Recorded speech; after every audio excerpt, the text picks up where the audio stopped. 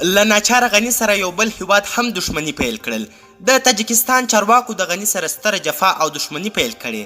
دا چې څنګه جفا او دښمني یې پیل کړې پوره حال ویډیو کې وګورئ. سلامونه قدرمنو دوستانو، اریانا پلس چینل ته ښه راغلاست. د هر څه نه مخکې زموږ چینل سبسکرایب او روانه ویډیو شیر کړئ.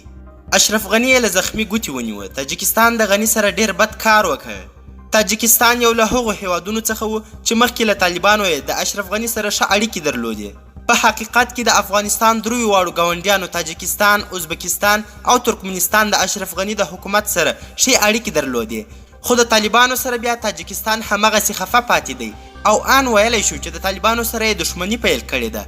خو ښکاري داسې چې تاجکستان اوس د غني سره تر بل هر چا ډیر دښمن دی. تازه خپاره شوي معلومات ښیي چې کله اشرف غني غوښتل ځان ژوندی وباسي او د افغانستان څخه تښتېده، نو لومړی الوتکه د تاجکستان هیواد ته لاړه. غني تمه درلوده چې هلته به موقتي پناه واخلي، خو تاجک چارواکو د هغه الوتکه پرې نه ښوده او سرګردان اشرف غني ته د 1 ساعت لپاره هم پناه ورنه کړه. هماغه و چې غني مخ په ازبکستان حرکت وکړ چې ګوندې هغه یې د لږ وخت لپاره پرېږدي. بس ازبکستان و چې د موقت وخت لپاره د غني الوتکه پرېښوده او بیا پسې غني ځان اماراتو ته وسپاره.